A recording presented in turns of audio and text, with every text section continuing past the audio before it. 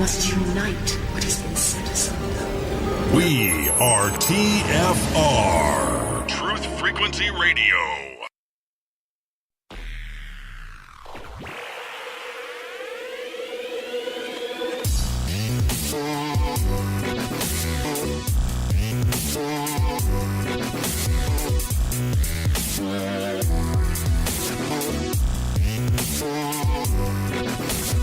From the biggest little city in the world in the clear blue waters of Lake Tahoe, broadcasting from an undisclosed location in the Truckee River Valley on Truth Frequency Radio, this is the Awakening Liberty Show with Sean Caron. If you came to prove, there's no reason to prove.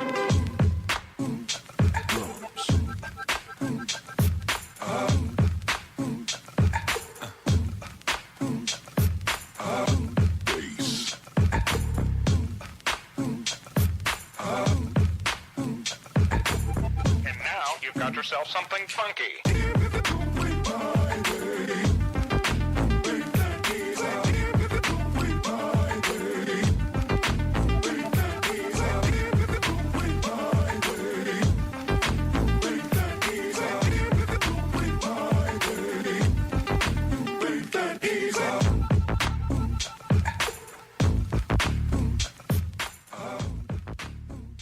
Well, hello and good Saturday afternoon to you all. Welcome to the Awakening Liberty Show right here on truthfrequencyradio.com. I am your humble host, Sean Caron.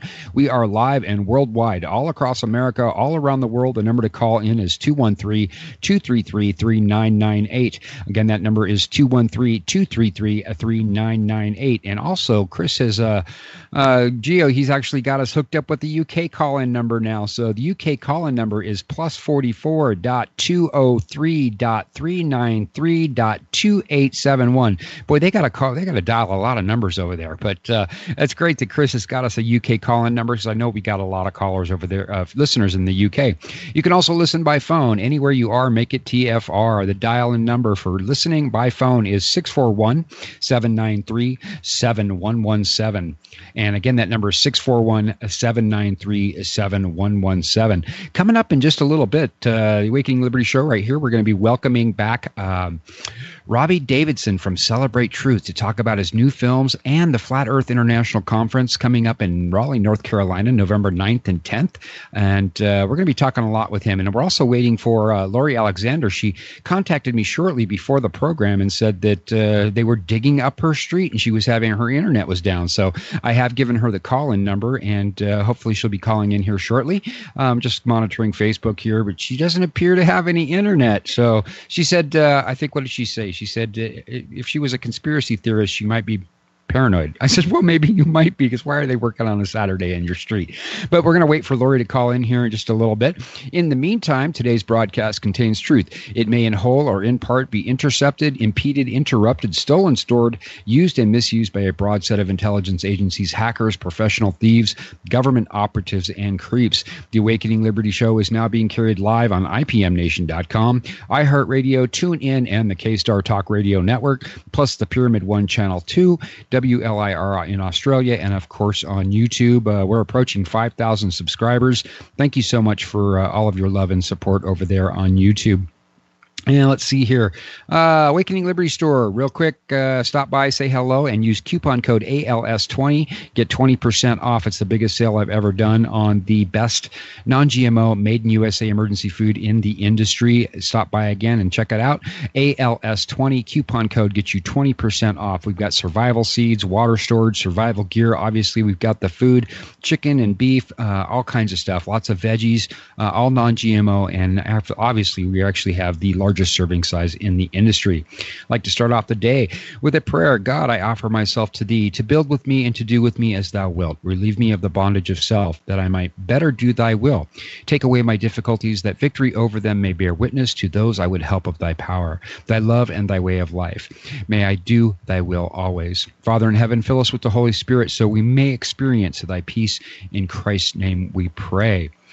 I was sitting here waiting for Lori, but she may be having some problems, so I've told her to call in, but I don't see her yet. So I'm going to kind of get into what I wanted to talk about before we bring Robbie on here.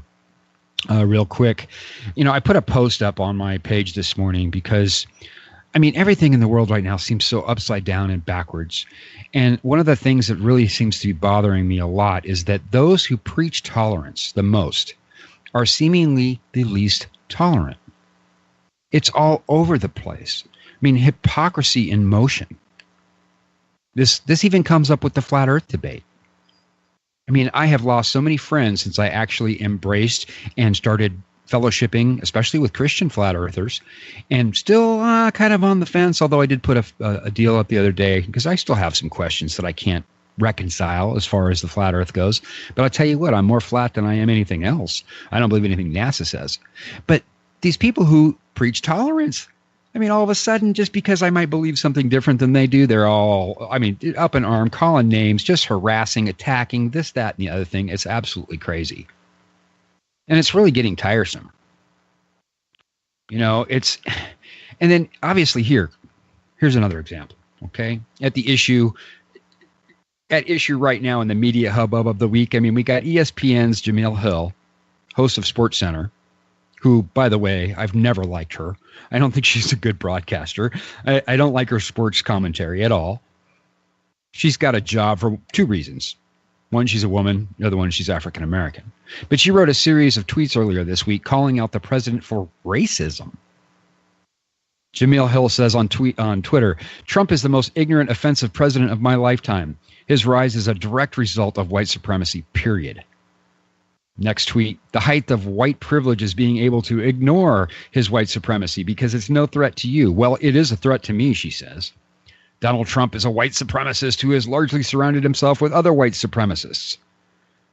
This is ridiculous.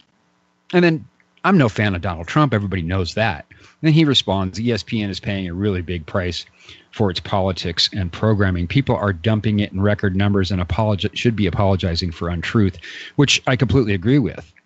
Now, Jemele was apparently, ESPN initially said that she was fired, but then denied that she was fired and put her basically, she's back on her show and whatnot.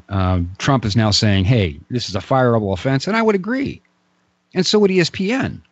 Then I would call to issue Curt Schilling.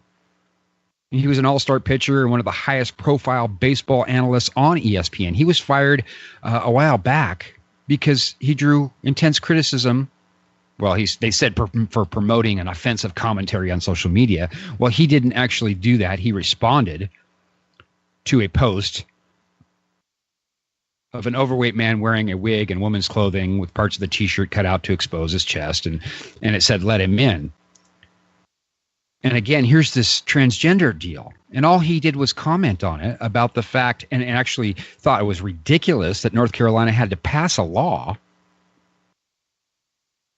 to bar transgendered people from entering the wrong bathroom. So they fire him for that, for tweeting that. He didn't even do the post. He just made a comment on it about the ridiculous nature. In fact, he called it pathetic that they needed a law to tell people this. So ESPN, obviously, there's something going on here. You got a conservative, arguably conservative baseball analyst who makes a conservative comment on a post about transgenderism in bathrooms. They fire him immediately. You have a black woman who calls our president of the United States a white supremacist. And they do nothing to her. So a lot of things going on out there. It's pretty crazy. And then we have the Berkeley deal. Meanwhile, violence at the University of California, Berkeley. Bree, students protesting last night as conservative commentator Ben Shapiro spoke on campus. We know now that 9 people were arrested, at least 9 people. Authorities sealed off the campus's central hub and increased police presence, reportedly costing the university as much as $600,000. For the first time in 2 decades, officers were authorized to use pepper spray. Shapiro said he came to Berkeley to promote free speech. How ironic. Listen. The reason that I am here is because fascism does not own this university. Because there are students who do want to hear differing views, who don't want to be told that they can only hear one view, who don't believe that the First Amendment should die under the jackboots and Birkenstocks of a bunch of anarchist communist pieces of garbage. The jackboots and Birkenstocks. I about died when I heard that. This Ben Shapiro's got some big ones, but I couldn't help but wonder as I listened to this. Are we not still basically just in the throes of divide and conquer, Cloward Piven, of this divisive nature that our media and our government are putting us in, whether it be about religion, whether it be about science, whether it be about anything? They want everybody polarized. And I wonder how much this conservative commentary of Ben Shapiro, who I actually follow a little bit, he's an interesting fellow. But again, I see nothing but divisiveness. $600,000 Berkeley is said to have paid for this. And then you've got the media basically giving props to Berkeley for allowing Ben Shapiro to even speak there. I don't think so. Part of me says this was all fabricated. This was all part of the agenda, all part of the idea to basically get more Soros-type funded riots going on. So we really got to look at these things and be careful, because what he said was actually pretty cool. But again, it was there to incite what I would consider to be a divisive agenda about America and what's going on in the streets. Anyway, I found it very interesting. So we do not have Lori Alexander on. She has not called into the show yet. So we're going to just move forward. And I would like to introduce to you Robbie Davidson from Celebrate Truth. How are you doing today, Robbie? Doing great, Sean. It's awesome to be on the show again. It's always a privilege and an honor. Thank you so much. And thank you so much for what you're doing. You know, when I started doing all this, and I think the last time you were on the show, you know, I said, I'm pretty flat, man. And I still am. There's a few things that are still bugging me, but you know, as I was talking about earlier in the show, is that all the attacks coming from these militant anti-flat earthers. And it's amazing to me that they don't even know much about the model. I mean, they'll just come out and straight up attack you, and they really don't know anything. I mean, this is the epitome of what Einstein said: condemnation before investigation. You know, that's what they're doing. Absolutely. And you brought up a good point. I mean, when you were getting into the tolerance, I think it is absolutely spilling over. I mean, it's been there for a long time, but we're now seeing it, you know, getting into questioning certain things when it comes to the world we live in or the luminaries that we see up in the sky. You're seeing, you know, this polarization, but coming to a full, you know, extent that, you know, we haven't seen before. Now we're getting into points now where they're talking about how we might be dangerous and that we're, you know, inflicting this on the next generation and that we're science deniers. And I think the rhetoric is going to increase where they're using words like, you know, racist and bigot and stuff on the other side of the argument when it comes to these type of issues. When it comes into scientism, you're going to see some very dangerous language. I'm starting to actually see that in my research, even Scientism Exposed 2, which I'm working on right now. A lot of the research, there is actually a shift. You're starting to see talking points being directed towards the children. We got to protect the children. And that's one thing they always try to say is, hey, we've got to really, it's one thing you want to believe that, but I'll tell you one thing, you're not going to be allowed to teach your kids that. So they're going to use the children. They're also going to use these language. And I find it's so incredible when you watch the news and you see what's going on. And yes, it is all planned, but it's also very scary in the sense that basically free speech is being completely eroded to the point where if you're not speaking the right narrative when it comes to any of these issues, including scientism, if you're not with Big Bang or the heliocentric model or evolution, like the Pope, you know, the Pope came out and basically said, look, this is a fact.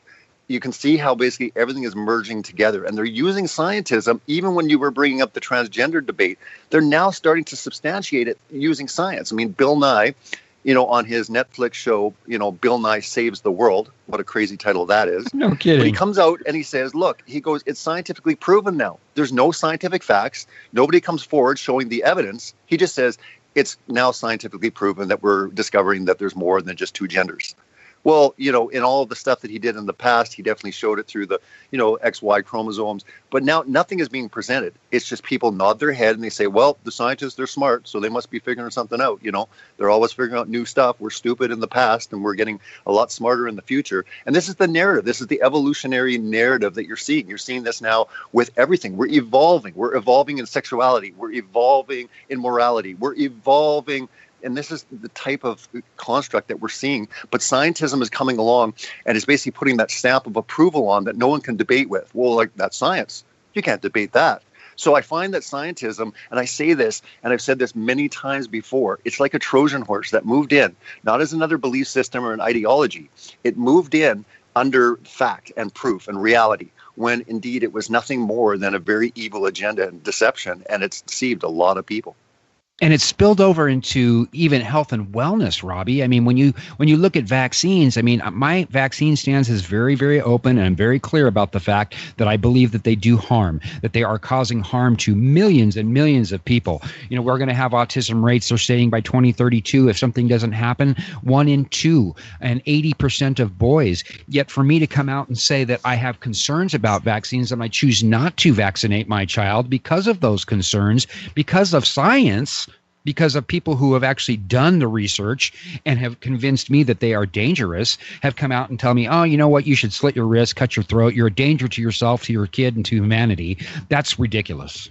Yeah, absolutely. And I'm actually touching on that in my next documentary film, Scientism Exposed 2, where I am going to be touching on vaccinations. Because again, with scientism, it's not just about cosmology and the origins when we get into these type of questions. It's also in many areas. Now, when you start looking at it, you'll see this in everything. You'll see this GMOs, you'll see this in chemtrails, you see this even in weather modification. But when you're talking specifically about vaccinations in the medical industry, pharmaceutical companies, I mean, scientism has basically got its tentacles in every single area. But this is all done by design. This was kind of Satan's plan, in my opinion, from the very beginning, was to get something in place that could substantiate each one of them, so that basically anyone that was actually saying something other than the official narrative would be seem crazy, would seem, dangerous. And hey, we've got to, work on this kind of thing. And that's what we're seeing with the rhetoric with all of these things, whether it's, looking at the next generation. But you brought up a very good point when it came to vaccinations, even getting into climate change, man-made climate change. There's a lot of good scientists out there. And on my journey, researching and also interviewing people, there's a lot of good scientists out there that are scared to death to come out and talk about the findings, whether it's in the medical industry, whether it's in climatology, whether it's in paleontology or archaeology. You're seeing this with even getting into, enclosed cosmology. There's people, that we got to speak with. We even talked to people on the street to get their opinions and see what's happening. And there's a lot of people questioning these things, but they're scared. It's almost like you brought up the fact of Berkeley. People are scared to bring up the other side of the argument. We're at a point now where we're walking around almost frozen, walking on eggshells to talk, even question. I mean, this is interesting because even if you don't believe it, you just say, hey, I just want to question it. I just want to ask questions. Well, no way. I mean, it's considered, just as scary and dangerous, even if you dare question the narrative. So, yeah, we're moving into a very tyrannical, government, but also a tyrannical scientism dictatorship that I see happening. And I think that science is going to be one of the most dangerous because, again, you cannot argue with the science. And again, we're finding that many, many people are definitely arguing with the science. They're finding that the data is not supporting, the theories. And that's the key word there, theories. A lot of these things are theories, a general consensus a lot of times. But again, it's not conclusive. There's many people on the other side that are saying, no, wait a minute. Let's use our senses. Let's use the empirical method. And let's basically prove what is truth, because the truth will set you free. And that exactly is what sets people free. Yeah, I would completely agree with that. And it's gotten to the point for me where what I see is even if you start to question the official narrative, and especially within Flat Earth, I mean, we see people that just come out fully blown attack you when really you're saying, look, all I'm doing is asking some questions. Maybe you should look at these questions as well. But then here's the comeback I get all the time. Well, the scientists and the professors and the astrophysicists and the PhDs, they're the only ones suited to tell us about our cosmology and reality. But might I suggest that I have been trying to tell people this, that an indoctrinated, not educational degree in BS is still BS.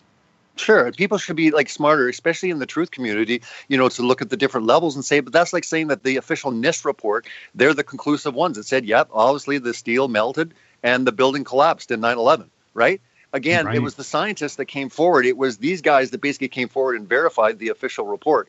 And that's what we're seeing. Depending on what scale you're at looking into truth, you have to start applying this to other areas. You have to say, wait a minute, this would be so much bigger. And again, if they're going to lie about certain aspects like that, could they lie about so much more? You brought up the fact of, talking about flat Earth in particular, and we can definitely talk a lot about flat Earth. But last week, I basically posted on my Facebook, I put a question: has flat Earth caused issues with friends or family? Why do you think so many people get triggered over the shape of the Earth? over almost 1,000 comments. It was one of the most engaged posts I've ever put on Facebook.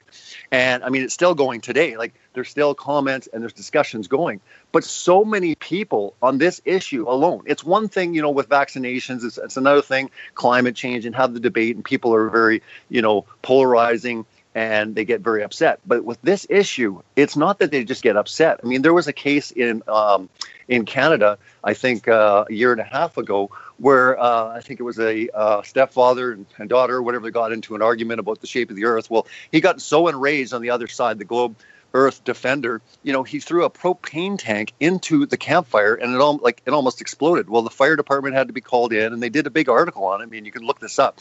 And, some people could laugh about that, but thinking that people are getting that angry over the shape of the earth, and a lot of people are saying, well, look, we're applying the scientific method. We're seeing things clearly that we shouldn't see based on the curvature math, at 8 inches, per mile squared. I mean, this is their math, not ours. A lot of people will say to me, well, where did you get that math? It's like, I didn't get it. It's not flat Earth map.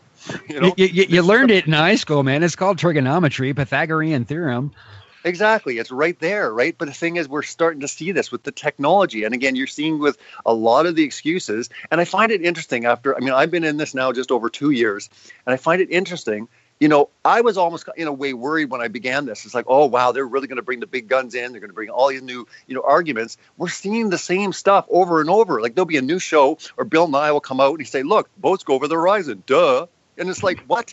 The boats go over the horizon? Like, that's been debunked so many times with a P900 camera, with any type of zoom. Heck, you could just take your cell phone camera and wait till the ship disappears, and then bring your cell phone out, zoom in, and there's the ship again. And then if you have like a really good zoom on your cell phone, wait till it disappears again and zoom in some more. So the whole idea that, and then people say, well, it's light refraction, it's a mirage, it's, and we're getting to a point now where they can actually explain away anything, even absurdity. And people are like, yeah, that makes sense. Light refraction and mirages. Well, we know what a mirage looks like. I mean, when we're seeing the Chicago skyline, I had a great time meeting up with Rob Skiba and Rick Hummer. And those were the two that did all the experiments across, with the boat. It was so awesome to see that they can debunk that, and they actually have the same type of footage. That was awesome. Great. Yeah. I mean, they've done balloon experiments. And again, there's a lot of people going out there and they're doing the experimentation. And yet people are coming and railing against these people like it's crazy. I mean, you just even try to actually say that you're going to go out and try to prove or disprove the globe. And I mean, people think that you're, enemy number one. So yeah, flat Earth is absolutely incredible. But I think that is the reason, is because it's like basically the mother lie of all lies. Because the big question becomes, look, why in the world would they lie? And it comes really down to the whole moon landing. And we can talk about NASA and we can get into all sorts of areas. But really, we're talking about something so grand, so big, that so many people don't want to even recognize or even think about. Because again, it's taking away their world. It's taking away everything that they believed to be true. It's a scary thing. It's like no one wants their ball taken away from them. And it's true in a sense when it comes down to a person's worldview. It's a very scary premise to think that everything that you've been taught about the world that you live in is a lie. And I think that's why flat Earth is so polarizing to the degrees that I've seen. And it's continuing to escalate, and I see it getting to a point where it will escalate even more into the rhetoric, getting into, look, these people are very dangerous. And it's like, what's so dangerous about, why can't you just laugh and shrug it off? But no one does. They don't just laugh and shrug it off. They get violent. They get very, definitely really upset. And like I said, families are dividing. People are losing people in their life. I mean, I've never seen any other issue. But on the good end of the spectrum, I've never seen anything bring so many people to the Bible as this one issue. That's one thing that Amen. nobody actually can stop and think about any other type of truth or issue that basically made so many people turn to the Bible. I mean, there's people getting saved every day, Sean. I mean, there's testimonies coming in from all sorts of different, different channels, different people. Truth is Stranger Than Fiction. He's done a great job compiling a ton of these testimonies. But again, he has a lot of videos of people talking about their story and how they walked away from the Bible. And even myself personally, my testimony, one of the reasons why I just thought the Bible was a joke early on is because science had disproved it. I mean, how in the world am I supposed to believe in a book if they can't even get cosmology right, they can't even get the fact, like, come on, guys, 6 days, come on. We know it's like 6, billion years old, the universe and all these sort of things. So, but when you stop and look at these numbers, the numbers are so incredibly absurd. And there's so many Christians, unfortunately, that will believe they won't believe the absurdities of evolution in millions of years, but they'll believe the absurdity of billions of years when it comes to the universe.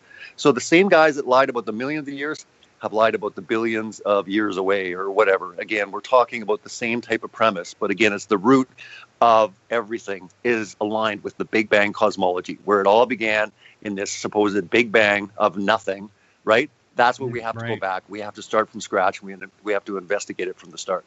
Yeah, the truth is stranger than fiction. I actually reached out to him to get him on the show.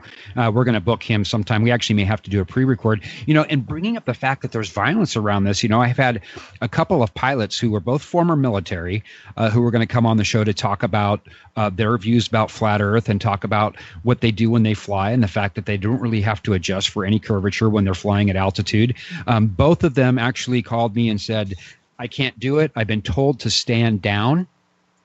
And actually, one of them said that his company, which he's trying to sell, he actually had violence from one of his employees regarding his stance on flat Earth. I mean, this is very polarizing, and people are struggling with the fact that they have been lied to. Nobody wants to admit that they've been fooled.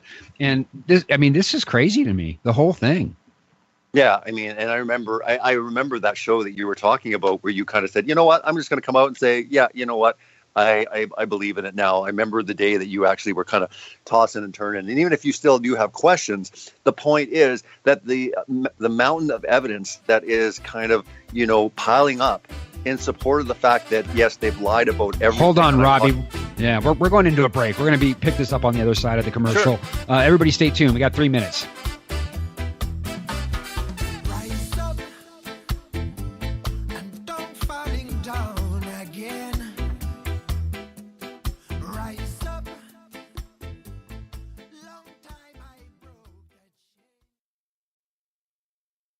Real people, real radio.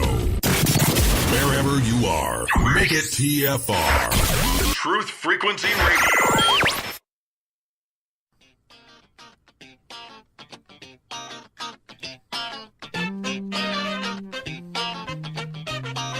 I'll bust it one time. Truth and liberty.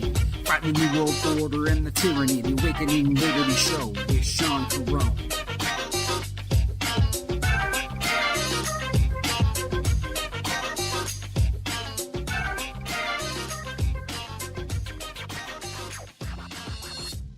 And welcome back. Hour number 2 of the Awakening Liberty Show right here on truthfrequencyradio.com. Your protection from deception. I'd like to invite you to call in the second hour. Call in and let us know, hey, are you flat? Are you still a globe? Are you still believing in the whole ball Earth spherical spinning in space at 66,000 miles an hour or 66.6 thousand miles an hour? I mean, all those numbers just baffle me as well. It's completely ridiculous. But I'm here to say right now, and I've said this before, and as Robbie was alluding to, I'd said, I'm flat. I have to be flat. And I had to straddle the fence for a little while there because I'm in this business. It's like, what's it going to do? Am I going to lose people? You know what? To the point, I don't care. In fact, I put the post on Facebook a while back talking about, and I called them out. I called all the disrespectful people out who weren't not capable of engaging in respectful debate. I called them straight up. And I said, look, I'm flat, and I love posting flat Earth topics because it cleanses my Facebook list. It auto-cleanses itself of disrespectful people who can't seem to understand the model or the critical thinking. I understand why they're not doing that. It's a very difficult thing to do. And as Robbie and I were talking before the break, I got to bring this up, Robbie. There was a time, now I've always been pretty much, I always questioned the heliocentric model, but I remember back when 9/11, now in 2005, between 2001 and 2005, I was a talk-to-the-hand person about 9/11. You don't want to come at me with any conspiracy theories. I'm going to smack you upside your head and tell you were stupid and to knock it off. I have been on the other side of an argument that I was wrong about. And some people can't seem to accept the fact that they might be wrong about this. I was trying to wrap my head around 9/11 in 2005 when I had looked at Flat Earth again, and I'm like, nah, I don't have time for that. 9/11 is too important. But I remember being on the other side of that and going, you're crazy. And I swore I'd never do that again. I think we can all relate to that, and especially when it comes to this topic of flat Earth. I mean, everyone. I have not run into anyone yet that first heard about it that didn't laugh. I mean, I would say 99% of the people that first, that are definitely flat earthers now, at one point they laugh, myself included. So I totally understand when people think it's ridiculous.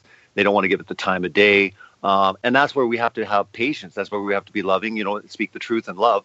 But this topic is important. Some people will say, what does it matter? Well, can you actually comprehend that question? I mean, if they've lied to us about what we are on, then yes, of course it matters, because there is a lot more lies. And that's what I find really incredible about the flat earth community, is they're not just flat earthers, they also believe in a lot of other things. It's not like they just focus their attention constantly, 24/7 on flat earth. They also are looking into GMOs and chemtrails and vaccinations, and they've looked into 9/11, they've looked into the Illuminati, or all of these things. So again, I always talk about the spectrum. Understand that, before flat earth, for me, the moon landing, the idea that they didn't land on the moon was the upper echelon of, in conspiracy circles. You could talk to someone that was very critical on 9/11, but they say, oh, of course they landed on the moon. Are you crazy? Of course they did. So if you went and spoke, against the moon landing, you were considered, way out there, fringe territory. Well, I mean, flat earth is like, 50 times,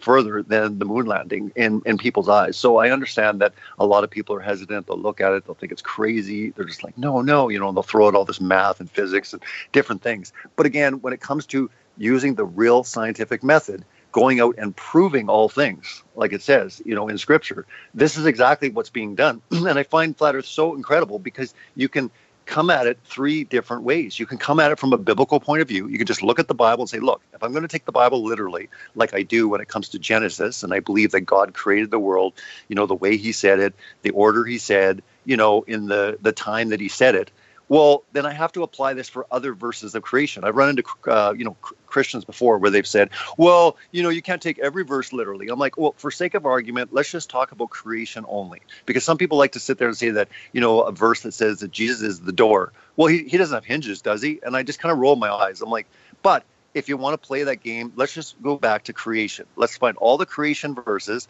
and let's find out what's going on here with pillars, what's going on here with being immovable and fixed, and run that gamut. You're left, on a biblical point of view, looking at it and saying, look, I have to address this. I can't just simply dismiss this. But from a biblical point of view, you've got that. Or you've got a conspiratorial type of view, where you're kind of like connecting all the dots, like Mark Sargent, Flat Earth Clues, which was very instrumental for me, going, wait a minute, wow, you can't dismiss this. There's a lot of stuff going on here. I have to look into this further, because there's just too many things that are kind of, these dots are connecting. Or the third way is scientifically. Go out, use the scientific method, and prove your world. Prove, or disprove what you've been taught by the mainstream narrative. And that's exactly what's happening. There's so many people that aren't going at it even biblically or conspiratorial. They're just science-minded. They're saying, look, I'm going to go out, I'm going to apply the scientific method, I'm going to do the experiments, and I'm going to see what the conclusions are, and see if they're verified, and if they're repeatable, and if they can be verified by multiple people. Well, that's what's happening, Sean. Yeah. We're seeing this, and that's what's so incredible about this topic. It's not just a conspiracy theory, it's scientific, and it's also scriptural. So you've got those three type of mindsets that are coming together, which I find amazing, because there's never been a time where I've seen so many people come to the understanding when they find out that they've been lied to by NASA, by, mainstream science. They're like, wow, there's a creator. I was created. Mm-hmm. This place is unique. I'm unique. Wow. So they're running around, and they haven't yet maybe come to God of the Bible, but they're just like, there is a creator. There's a creator. I'm special. I'm not just a random accident. So I find this incredibly encouraging for me as a Christian to be encountering so many people that are just like, wow, I believe. Now they just want to know, well, who is the true creator of creation? And that's where we have a great opportunity to basically tell people truly who he is. Yeah, and I think the technology has certainly, it's caught up to their lies, because you and I and the average Joe Schmo who may not have a PhD, we have access to some incredible equipment, including GPS and elevation. I mean, you can put an elevation app on your phone so you can go and check your elevation, and then you can check the distance away from you, its elevation. You can get out a telescope. You can get out a Nikon P900. You can actually do this. Now, I did my own 12-mile test. And, I'm like, yeah, somebody's going to pay $10,000 to, show proof of curvature. Well, I failed. I told somebody about flat Earth the other day, and he's like, you're crazy, man. You don't even have any education. I'm like, well, you want to earn $50,000? Because now there's somebody out there saying show proof of curvature. They'll give you $50,000. He said, no, it's already been proven. He ain't going to give that money away. I'm like, okay, whatever. So, I actually planned, Lord willing, I'm going to get some upgraded equipment, a super good telescope, some GPS, and some surveying gear. And we're going to go out to the Black Rock Desert, which is where they hold Burning Man, the strange satanic thing. We're going to go out there and we're going to do a 30-mile test, Robbie. And we're going to, part of me hopes to see some curvature, but I don't expect to. Well, and that will definitely be encouraged for sure. Like anyone that's going out there applying the scientific method and doing these experiments. I mean, I think it's exciting. There's so many people out there that are doing so many different type of experiments, whether it's high, altitude, weather balloon type, footage. The eclipse thing that just happened got a lot of people talking. And what was really incredible about that is you have a lot of the flat Earth community really starting to question it. Well, they had to address it. So you have all these mainstream narratives where they're like, oh, well, this is the way it works. And yet all the models were wrong and they were contradicting themselves. And you could even see it in the footage that was released. So again, there were questions they couldn't even answer. And again, I run into people all the time. When I was actually touring around interviewing people for Scientism Exposed 2, I was talking to people everywhere because they'd be like, hey, what are you doing here? Are you here for, business or pleasure? I'm like, business. Oh, what are you doing? I'm shooting a documentary. Oh, what is it on? Scientism. And they're like, what's that? Right. So it was a great point to start talking to people about scientism, and you could work people into it. And that's what I always say to people. You have to gauge someone. You got to talk to someone and just kind of see where they're at. Are they even skeptical? Are they kind of conspiratorial? Are they Christian? So you got to gauge someone first, because you can't just lay down flat Earth. They'll think you're crazy. Right. Mm-hmm. But again, I had some wonderful discussions. A guy beside the plane, he was an organic chemist.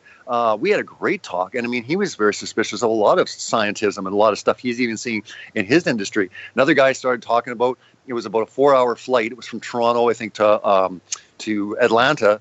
Austin. And again, we're sitting there and I'm like, I got a lot of time with this guy. An hour into it, the guy's already questioning the moon landing. I'm going in for it, right? So, I mean, he's beside me, so he can't go anywhere, right? It was perfect, right? But I kind of gauged him first. And again, we had this talk and he was just blown away. I'm like, are you kind of flipped out? He's like, oh, it's kind of making sense, right? Because I was always like, because I said to him, I go, dude, if you don't believe they landed on the moon, why would they lie? He's like, it's a good question. Because he goes, yeah, well, what about the Cold War? I go, come on, really? They're going to do all that just to end the Cold War with Russia? Because that bugged me. I didn't believe in the moon landing. But my biggest thing was, well, they ended the Cold War with Russia. It was in the space race. And it still didn't sit right with me, because, I mean, how do you go to such a huge deception just to end a Cold War, right? Just to play this battle with Russia. It just never made sense. So I find it very fascinating. You can get into these dialogues, you can get into discussions, but first you have to kind of figure out, where someone is and just kind of see, where are they at? Where are they at with this topic? And again, it's the topic of scientism.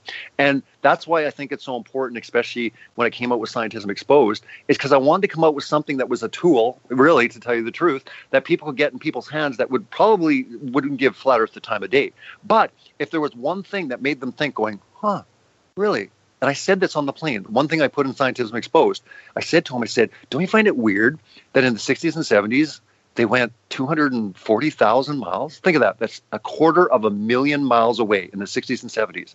And since then, the furthest they've gone is 400 miles. Mm-hmm. And that one thing, I've used it so many times, and I put it in my first film. And again, it's opened up so many doors, because people are going, that is weird. Why have they only gone 400 miles? I'm going, look it up yourself, right? Well, and Don Pettit is out here openly claiming we cannot go back to the moon. We cannot land on the moon because we don't have the technology anymore. We destroyed it. That's absurd. Yeah, and again, you're finding contradictions there as well too, because you got Petty going, we destroyed the technology. You got other people saying, well, we've lost the technology, mm-hmm. or we've lost, and then you get into like the telemetry data, and you get into the fact that they say, well, we've lost it. We don't know what happened. It's unaccounted for. I mean, I'm going to be putting that in Scientism Exposed too, getting into that a little bit more detail, because I really believe from a conspiratorial or people questioning things, if you get them questioning NASA and the moon landing, because if you get someone to the point, say after 3 months talking to them just on the moon, you don't touch flat Earth at all, you just talk about the moon, then one day they come to you and go, you know what, I'm starting to really think about that moon thing, and yeah, you're right, you know what, I think they probably lied about it. Then you say to them, you say, why would they lie? Because that one question is so paramount and is so important in this discussion, because there's no other reason why they would stage something so big as the greatest feat in all mankind's history.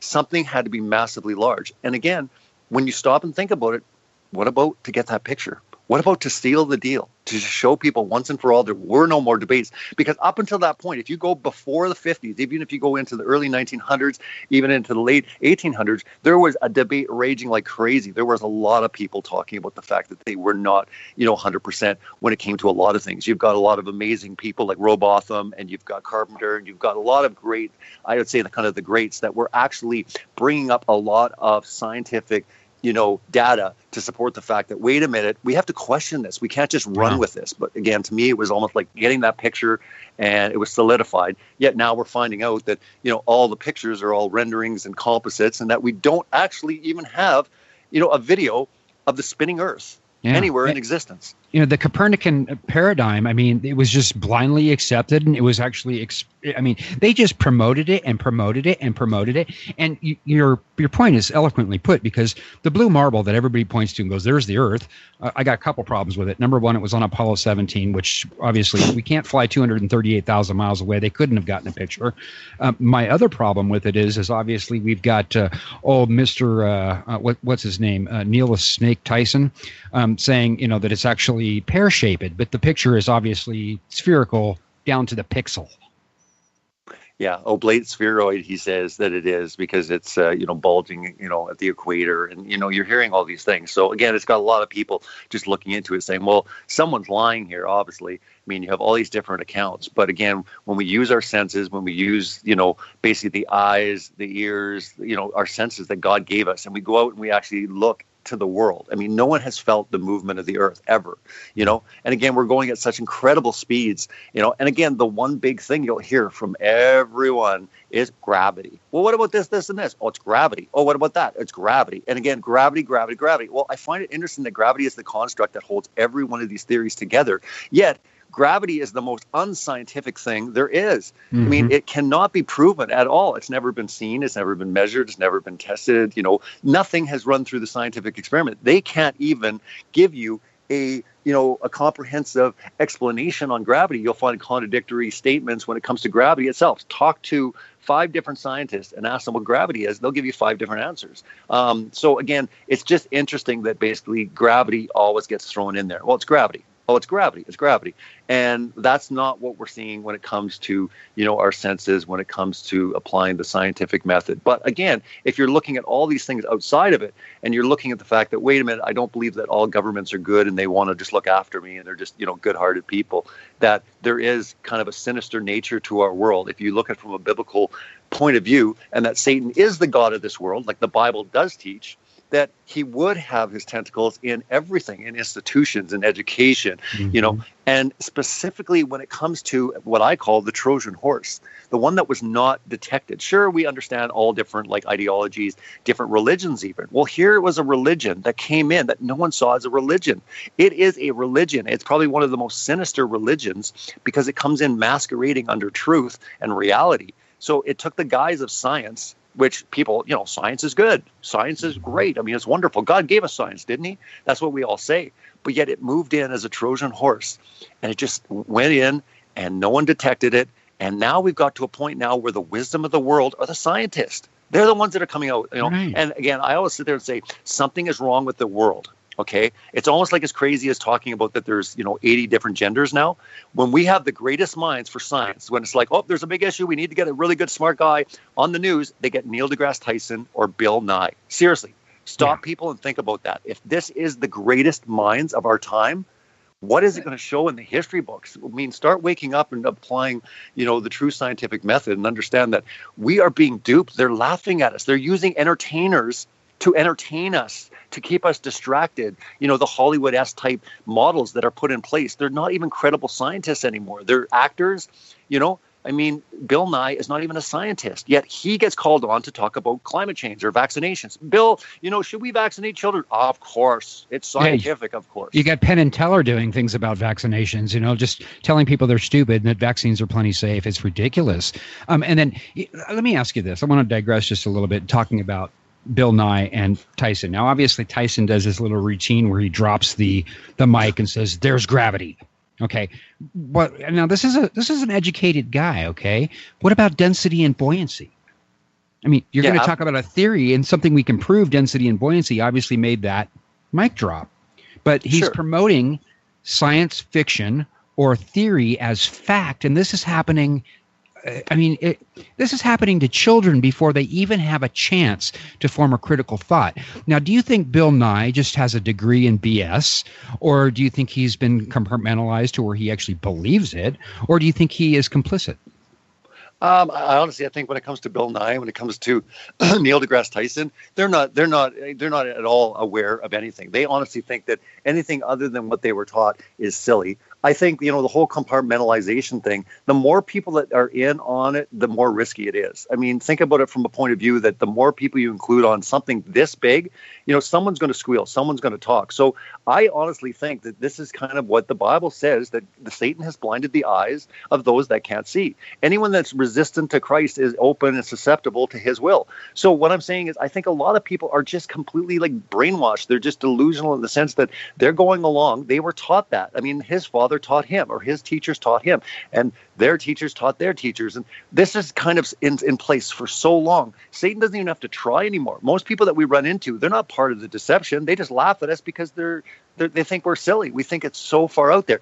They had all the images in school of the ships going over the horizon. I have looked into children's curriculum, and I've seen it time and time again where they're like, this is not the world. And it would show the ship going over the edge. This is our world. And it would show a ball. You look into Sesame Street. You look into, heck, there's programming now. I have a very young daughter. She's turning 2. But I remember even when she's 1, programs that are developed even for 1-year-olds, they had songs like Baa Baa Black Sheep, Have You Any Wool? And it's this little lamb flying around the universe, landing on planets and meeting aliens. And I'm thinking, what does that even have to do with the song? So if you actually stop and look at it, you will see that this is from a very early age. So think about it. You're brought up in this. That's all you know. Anything else is silly. If someone comes to you and says, the Earth is a hexagon, you're an idiot. Of course it's not a hexagon. We've seen all the pictures. So, what's more silly, to say it's a flat Earth or it's a hexagon, right? The fact is, how many times have we seen that round sphere, everywhere? And again, it's not just with NASA. It's from an early age, like you said, children in school. Go back even further, preschool. Turn on the television and look at the most elementary cartoon you can find for kids that are just developing, and they'll have little planets, they'll have little solar systems. They have mobiles in cribs. Right in the crib. I have a 4-year-old, so I mean, he's already talking about planets and astronauts, and I'm like, oh my gosh, I'm going to have to deprogram him big time. So I mean, that is exactly what's going on. I mean, from that small of an age, and they're programmed to believe this. And that's why I got to make the comment. You want to trust some astrophysicist like Neil deGrasse Tyson because he's got a degree? Well, again, if he's got a degree in indoctrination, not education, if he's been lied to, then and it's all BS, then it's still all BS.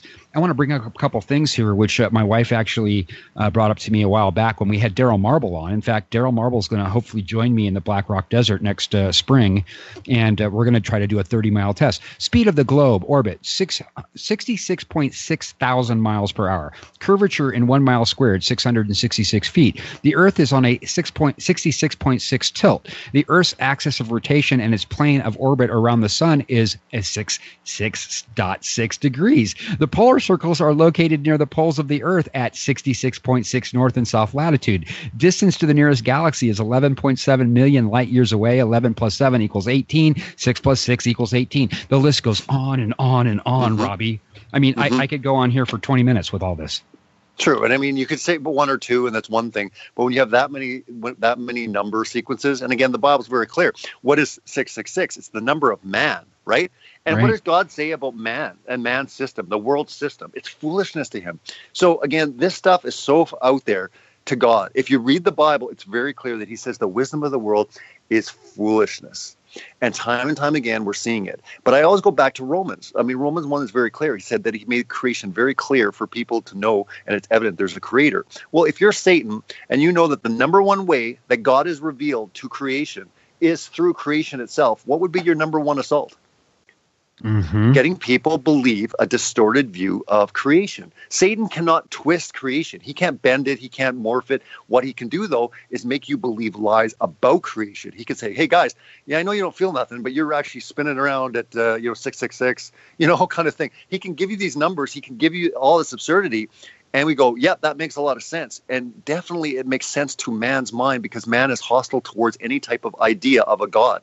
They don't want any accountability. They don't want any type of that. So they want to devise something, a system in place that basically eliminates God. So it's very appealing for man to get very foolish in their notions to develop a system where God is not needed. And again, that's exactly what this whole Big Bang heliocentric construct has done. It has made atheists by the millions. Yeah. That's what it's done. I don't think there's anything else more deadly than scientism that have made people laugh at the Bible more than scientism. The mind-blowing fact is that this, obviously you had Copernicus, but then you had, I hope we can pronounce his name, is George Lemaitre. He was a Jesuit priest. He was the first guy, I think in 1927, to propose the Big Bang Theory based on some of the Hubble things. This came directly from the church, and now you see the church actually embracing it. Yeah, they're not only embracing it, and this is, I guess we can talk in the next segment, is the question is, okay, well, why would you have this entire construct? Well, I go even further in saying it's to prepare us for something that's coming.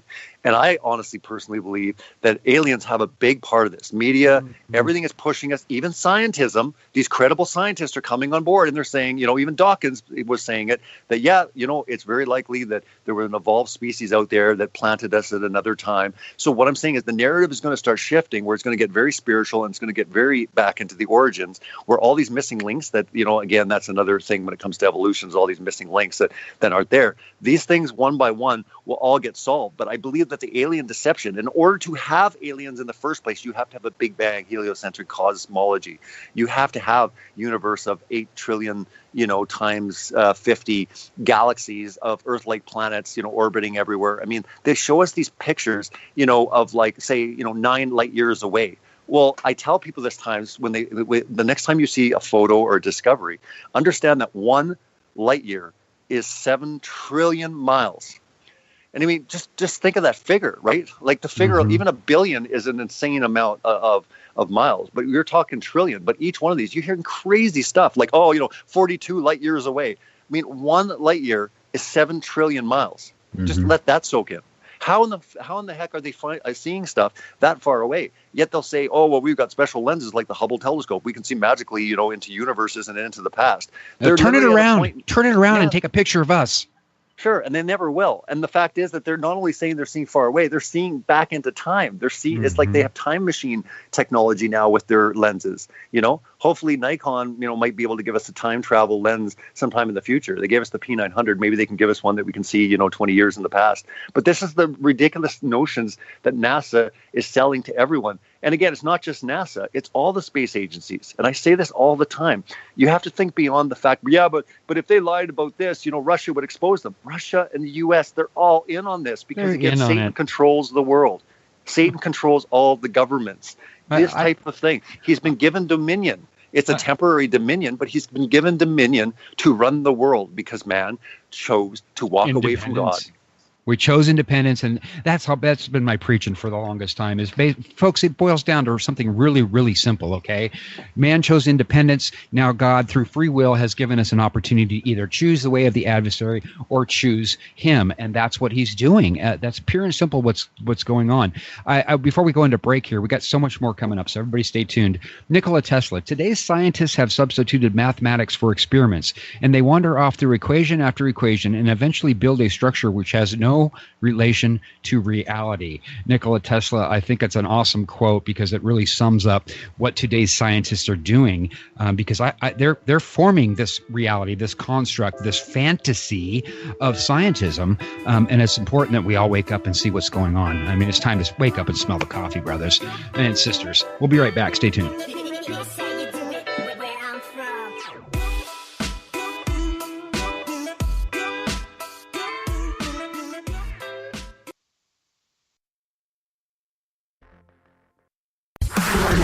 Into the truth frequency. Your protection from deception. This is Truth Frequency Radio.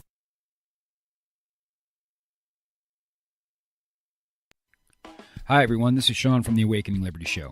Are you and your family prepared for an emergency? Have you ever thought about investing in food and water storage? Well, if you have, I urge you to check out my one-stop prepper shop. AwakeningLibertyStore.com carries the full line of legacy premium, non-GMO, made-in-USA emergency food storage and survival gear.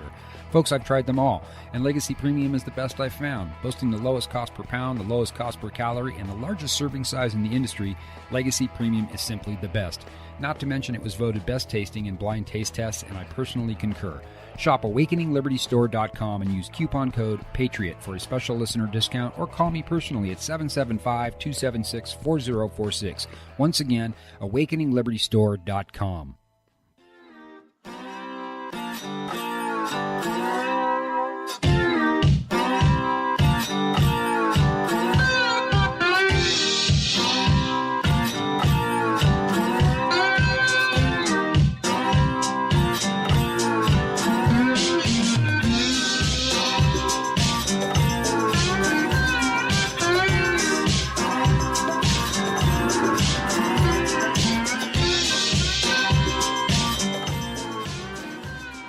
And welcome back. Hour number 2 of the Awakening Liberty Show right here on truthfrequencyradio.com. Your protection from deception all across America, all around the world. The number to call in is 213-233-3998. Again, that number is 213-233-3998. I want to welcome everybody who's joining us today. I'm back behind the microphone as I do every Saturday and Sunday at 2 p.m. Pacific time. It's great to be here.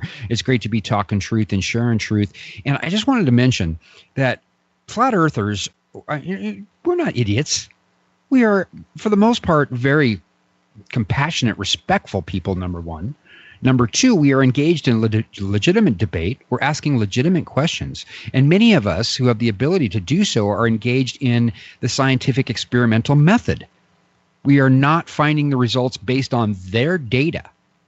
Now, one of the things I keep saying about this, which the only reason which would remain me as a baller skeptic, is if we are on a spinning ball, and I'm not sure we're on a spinning ball, but if we are on a sphere, is it possible that because we cannot find evidence of curvature, that it's far bigger than they're telling us? This may be something to consider. Are they hiding land? Are we a cell-like structure that's ever expanding and replicating itself? Who knows? But all I do know is that they are lying, absolutely lying to us. And my guest today is filmmaker Robbie Davidson. He's also the founder of Celebrate Truth on YouTube. He has done so much. And before we continue, Robbie, I want to give you a chance to plug all your work, and let's talk a little bit about the Flat Earth International Conference.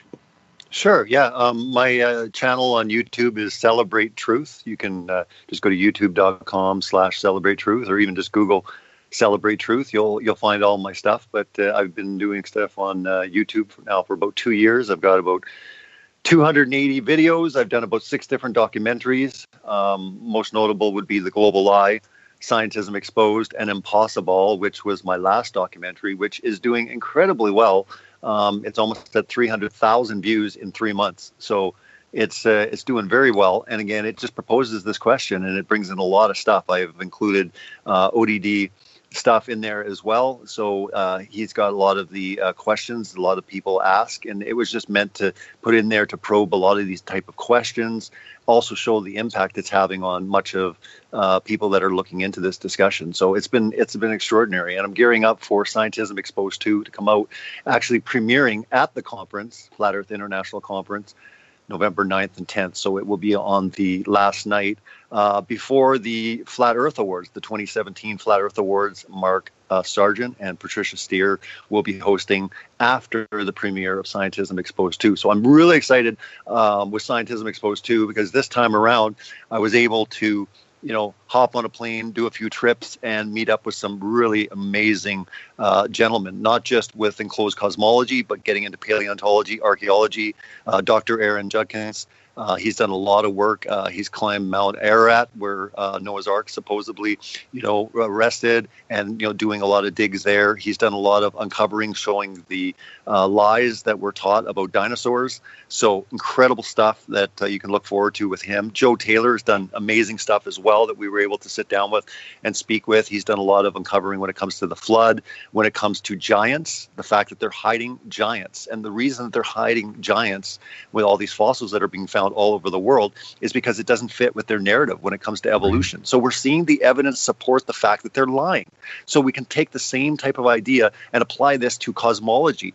The evidence is not supporting what they have been teaching us in the same way when it comes to the biological sciences, when you're starting to get into these other areas. But yeah, we were able to sit down with Rob Skiba, Rick Hummer, Pastor Dean Odell. Had a wonderful time going to. He's great. I love Dean. Yeah, going to church with at his church, and then he toured us around. And what I didn't know is, he's from Alabama, but there's so many NASA, astronauts coming out of Alabama. And what I found really intriguing, and it will be in the movie, and you'll see a lot of him explaining this, but Wernher von Braun, the Nazi scientist, of all places they situate him, is Alabama. And what's he doing in Alabama? So these type of things are really intriguing. And as we dig deeper, we found some really interesting connections there. And again, anyone that's investigated, the beginnings of NASA, you've got occultic, dark, sinister stuff going on all over the place. Jack Parsons with the JPL laboratories. This guy was just an open card-carrying Satanist. You can just read this for yourself. So what are Satanists and what are the occult, and getting in all these areas, beginning with the NASA program. What's NASA all about? What's their origins program? What are they about? What's their mission statement? And when you start investigating this from a spiritual point of view, you definitely can see Satan's, fingerprints all throughout, the beginnings of NASA, even into, exploration and what's happening currently with NASA. So yeah, it was fantastic. We were able to sit down with Zen Garcia. What I find fascinating is a bunch of these guys are on the Truth Frequency, network as well, right? You got Mark, you got Zen, you have Zen Garcia, but there's so many even flat earthers now that are actually on, Truth Frequency. What I find really intriguing as well. But yeah, we had a great time. Zen Garcia, it was awesome to sit down with him, and he blew our socks off as far as the stuff that he got into and the connection. And again, because Scientism Exposed 2 is kind of a continuation going deeper into the subject matter. But again, it's not just about flat Earth. Actually, in the first one, flat Earth isn't even mentioned. In the sequel, it won't be mentioned as well, but we will be questioning the shape of the Earth. We'll be talking about, what we see in the sky. It's all there, but I wanted to see that if something could be put together without even mentioning those two words, is it possible? And yes, it is possible, and a lot of people get open to the topic when they start looking at it. We had really good discussions with Dr. Aaron Duckins, when it came to enclosed cosmology, and he's very open to looking into it deeper. And also Joe Taylor, that is very open. He's planning to be at the Flat Earth International Conference now. So he's actually going to be on one of the panels for the actual movie Exposing Scientism. And he told me that he wants to come down to learn.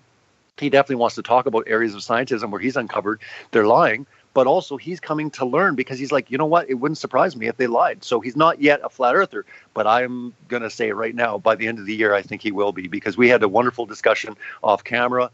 And there's a lot of people questioning these things, especially when they're already looking into the lies of scientism. So we're bringing in other areas, like I said, paleontology, archaeology, but we're definitely getting into cosmology. And we are going to venture into areas like climate change and even vaccinations for 2. In Scientism Exposed 3, we're going to deal with a couple of other areas of scientism as well. But I wanted to make sure that people saw that this is everywhere. It's not just in the shape of the Earth or evolution. This is in vaccinations. This is in the food we eat. This is all connected everywhere. And a scientist, it's scientists that validate it. Scientists, they did the study. And again, it's these pharmaceutical companies. They'll have their big league of scientists. And again, we're finding time and time again, if the data doesn't support what they want, they throw out the data, they get new data in, they fudge figures. We're seeing this time and time again everywhere because, again, the narrative is set. Science, the idea of science in questioning and really examining things is over. The oligarchy, the dictatorship is already in place. There's scientists that are coming forward in Scientism Exposed 2 that they're going to be anonymous. We're blurring out their face. We're changing their voice because they're scared, but they still want to come out and speak on these topics. So it's incredibly intriguing to me that there's people that are actually going to be coming out and speaking on stuff, very, very high profile people, but they're scared at this point. Yeah. Maybe they'll come out. A lot of these people are professors, and they're afraid they're going to lose their tenure if they start coming out and questioning the official narrative. And, kudos to you for actually getting these people involved. And I just wanted to mention, I don't know if you've seen it yet, but it's on Netflix, and I would recommend everybody go see it. It's not about enclosed cosmology. However, it is about creationism. And It's called His Genesis History by Dale Tackett. It blew me away, completely fascinating. It completely destroys the old Earth paradigm. And when you start looking at that, obviously there's a lie there. Then you can start looking at the firmament. You can start looking at the four pillars, the fact that we are stationary and immovable. Then you start looking at the Bible and you can start connecting dots. Have you seen His Genesis History? Yeah, absolutely. And I know that even Rob and I, we had some time to talk about that when we were at the conference in Texas speaking together. And yeah, it's fantastic. Again, it doesn't get into closed cosmology, but what it does is show that we can take the literal account of Genesis and the Bible, as, truth. And this is indeed the way it was written. It wasn't written to be allegory or poetic. And just because someone wants to take that interpretation, that is not the original way that it was written. And again, from a supernatural point of view, I tell people all the time, men did not write the Bible. God wrote the Bible through men. Just like, you writing a letter with a pen, you don't say the pen wrote the letter, but that's what people like to do. They like to attack the men, say, oh, just a bunch of men wrote, no. It's supernatural, prophetically, the way that it came together, everything like that. And again, most people wrestle with the Bible. And I tell people all the time what you need to do, because I did the same thing. I thought the Bible was a joke. You need to actually research it with all your heart. And when you come to the conclusion, wow, the Bible is true, it is supernatural, it is something that is divinely inspired, then everything else will start to fall into place. But as long as you're sitting there skeptical of the Bible, well, then, yeah, you can throw a lot of this stuff out. But again, the Bible is supernatural. It's miraculous. Yeah. It is perfect, and it is divinely inspired. And that's something that a lot of people have a hard time getting around because they've listened to the lies that it's just a book written by men, or it was changed, or it was created by the Illuminati. Well, I'm telling you one thing. For the New World Order to create the Bible, it makes absolutely zero sense, because it goes against everything they stand for. And we're seeing it time and time again right now, currently, as we speak. And, I got to mention this, and I don't know if you've seen this. There's a book out there called The Tuning Fork, and it was written by Bill McGregor, who actually compares the 66 chapters of Isaiah with the 66 books of the Bible based on the Dead Sea Scrolls to actually translate it. Now, the Dead Sea Scrolls obviously most probably predated Christ, but they have such an intact version of Isaiah that shows that God actually was there. He actually preserved this so we could actually have some sort of verity about the translations into the English language. It's wonderful. I did a show on it here recently, Robbie. You might want to check it out, because he sold me. It's very interesting as far as proving the verity of the Bible. You need to get Aaron. You need to get Dr. Aaron Judkins, the gentleman that we got on, taking us on the tour there in Glen Rose, Texas, because he was also the one that basically, in the same sediment, discovered human footprints and dinosaur footprints in the same sediment. But what I find intriguing with what you just brought up, he showed us in the office. He's been part of the Dead Sea Scroll later findings and different things they found, but he has different understandings when it comes to the Dead Sea Scrolls. And it was absolutely fascinating to talk to someone that actually was part of the actual finds, getting in there, doing the work, kind of what we're doing, when it comes to enclosed cosmology, getting out there and doing the digs and, excavating. And he's done all these amazing things, but he's got a lot of incredible things when it comes to the Dead Sea Scrolls. And I find that fascinating, because I think it was 1947 when they were discovered. If you compare Isaiah in the Dead Sea Scrolls to, Isaiah, in a King James version, it's pretty much identical right across the board. And again, that is miraculous in itself, because you cannot do that amount of time. So I don't think the coincidence. There is no coincidence in the timing of the discovery of the Dead Sea Scrolls. No, and getting into Enoch, which again we can move into this. The Enoch was also discovered in the Dead Sea Scrolls, and what I find amazing about Enoch is it talked about it would be preserved for a later generation, and a lot of people looked into the Nephilim and the Watchers and a lot of the research that goes into there, which again, if you look at scientism, they're really heavy duty into the genetic modifications, cloning. They're getting into all this stuff that was happening, I believe, back in Noah's day, just like Jesus said, in the days of Noah, so it will be when the coming of the Son of Man comes. But regardless, the Nephilim type stuff is fascinating enough. But what's really intriguing is get into the enclosed cosmology. Book of Enoch really starts, getting into a lot of stuff, into the way the luminaries work, the sun, moon, and stars. It gets into the enclosure itself. It's fascinating stuff. That's all I'm saying. And I'm not saying that the Enoch is canon, but what I'm saying is the Bible itself even talks about Enoch. It's worth reading. reading. And as long as it doesn't contradict the Bible, I think it's something that it should be looked at. But absolutely fascinating. You should definitely look at Dr. Aaron Judkins, getting him on one of your shows, because he could talk a lot about a lot of lies that he has found, as an archaeologist. And I mean, he is a PhD, but he knows people personally that have approached him that are scared to death, whether they're teachers, whether they're professors themselves, they're actually even scientists, and they've contacted him. So this is happening, and I'm seeing this happen. I mean, there's even calls that I've got that are probably going to be in the film that are going to surprise a lot of people. But this is not just in the scientific world. In Hollywood, there's people actually starting to speak out secretly about this and saying, look, we're seeing things going on here, and I want to talk about it. So stay tuned. Like I said, Scientism Exposed 2, we've got some real big surprises, but I think it's going to really surprise people when they find out that a lot of people everywhere are wanting to talk about this, but they're scared. Like you mentioned, Sean, even you wrestle with it, having, the radio show, and you're like, hey, how's this going to work? Can you imagine the magnitude of some of these people where their entire livelihood, with their entire, careers, reputations, even people in Hollywood that overnight could just completely lose their job.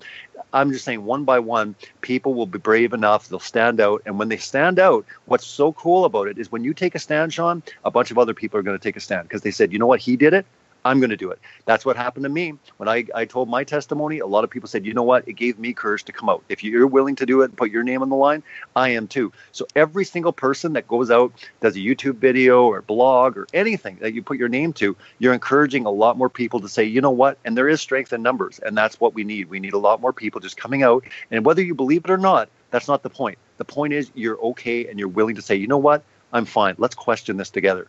Yeah, absolutely. And, I did a lot of seed planting, and there are people that went way flatter than I was, even just after planting those seeds. They started looking into it, and they're like, dude, it's flat, man. It's absolutely flat. And I'm going, okay, whatever, And it was funny when I first brought it to them, they're like, dude, that's too much, man. I know you're in a conspiracy theory, but now I'm flat, man. I'm totally flat. It's funny. And let's talk a little bit about some of the questions that I still had. And the eclipse was one of them. So we're going to back up just a little bit. I recently did a show with Chris Seeley. I don't know if you know who he is, Chris Monk Seeley. He's in the Sun and Moon group on YouTube, and he's been doing some very, very interesting analysis of pictures of the eclipse. I sent him some of my photos of the eclipse, and he did some spectrum analysis as well as some 3D modeling. He's a very intelligent guy. He was an architect, a welder, a structural engineer. And he did a lot of work into 9/11 and whatnot. But one of the things that really brought to my attention, essentially, when I decided I was going to go ahead and photograph the eclipse, the first thing I did was look for the moon approaching and the moon leaving afterwards. Never did I see that. And then we took these pictures, and everybody can go and check this out on my YouTube channel, Awakening Liberty Show. Look for the show with Cindy Holland and Chris Monk Seeley. He did the spectrum analysis, and he is convinced, as I am, that whatever was covering the sun was not the moon, and in fact, it's a transparent object. Yeah, I mean, it's fantastic. All of the different researchers and all the stuff that's came forward, when it came to the eclipse. I mean, I definitely want to give a shout out to Mr. Thrive and Survive, Rich Hopkins. He came up with something that was so incredibly profound, but he came out with a video called the moon is 70 miles. And what was so amazing about that was the idea that if you have a light source and you cast it on something, how do you make a shadow smaller than the object itself? Right. Mm-hmm. And I brought this up to so many people, and it's opened up so many different discussions. And again, I use it all the time just to start getting people thinking like, yeah, that is kind of silly. I mean, how do you account for that? The shadow, if the eclipse was 70 miles, the idea that basically you could cast a light on any object, and you can try this yourself. You can do this experiment. And here's an area where science, they can't replicate this. They can't show you how it's possible. And yet this was the amazing thing with the eclipse. It brought up so many things when it came to the trajectory, when it came to the shadow. But what I found amazing about the shadow, here was something that we could easily replicate. You could grab a flashlight, you could grab a ball, and now your task is as follows. You try to make the shadow smaller than the object itself. You can make the shadow the same size as the object or bigger, but you cannot make it smaller, especially with the distances of the sun being 93 million miles away, right? Yeah. The only way to actually make it, here's the really crazy thing though. The only way to make that shadow smaller is to have the sun right next to the moon. Like Right. literally, like almost kissing. You know what I mean? It's impossibility. It's completely impossible. And yet here's an area where science just they can't account for. So yeah, it was absolutely intriguing. Like I said, I was actually down in Texas at the time when that happened. I didn't get a full eclipse. It was like a partial one. We still captured it. We were talking to people on the street. What do they think? You know, is there some weird stuff going on? Because we just wanted to talk to people on the street and find out, you know, where are they at? We wanted to open this dialogue. And I think any of these things are good to open the dialogue and going, yeah, that doesn't make sense. You know, yeah, well, this doesn't make sense either. And start, you know, like you said, planting seeds, because you don't know what's going to happen when you plant these type of seeds. It's good for people to investigate. It's good for people to question, especially when it comes to a lie that affects everyone's worldview. And why that's so important is, like I said, scientism is the only thing that is basically put in place that affects everyone's worldview, regardless whether you're a Christian, you're an atheist, you're a Buddhist, you're a New Ager, you're a witch, you're a Satanist. It doesn't matter. Your worldview is shaped by scientism. So the idea is, wait a minute, what does the Bible say versus what does the mainstream narrative say? And again, you know, even the idea, you know, of don't look at the eclipse, you're going to go blind, you know, like they always warn you like crazy, right? Get the special goggles, you know. There's tons of people that looked at the eclipse, myself included. I've done it before. But what I'm saying is there's some weird stuff going on when, you know, I always say be suspicious. Yeah, they don't want you to look at it because they don't want you to see something. It's weird though, and it's weird, Sean, too, as well. Too, you always have to be suspicious when they're getting involved and giving you free stuff. Hey, free goggles provided by the government. You know, get your free goggles. You know, it was almost like when they transferred the. Do you remember the digital cable thing? They were like giving you discounts to get your cable box. You know, it was like I was like, this is weird. The government's actually giving you all this money to like upgrade your TV. You know. What in the world? When does the government give you free money, especially when it comes to a television set? But again, that's a whole nother conspiracy. I've done shows on that too. True. And it's weird stuff, but I'm saying the whole eclipse thing is really weird when they're just like, don't ever look at it in the sun and stuff. Some people what about are actually balloons they released the balloons and they were releasing this, antibiotic resistant strain. Isn't that crazy? Wasn't that a crazy article? What the hell was going on there? I know. They're like creating a virus, or they're releasing a virus or something, you know, to actually detect what's going on with the eclipse. And I'm like, what in the world's going on? They're releasing a virus or something. It was really a bizarre article. I know. And it was just like, it's just people don't bat an eye. I mean, I did a video recently about the fact, and this is no joke, that basically a group called Part-Time Scientists in conjunction with the ESA, which is the European Space Agency, by next year, they're putting an LTE phone cell tower on the moon, right? And I'm kind of going, I'm not joking. So I basically sit there, I do this video, I tell everyone, you know what, by next year, December, there's no LTE. Their reasoning behind putting a phone tower on the moon is that they want to communicate with people on the Earth. And why they're not using satellites is because they feel that it would be better and it would be greater for humans to know that we're using technology on Earth to communicate.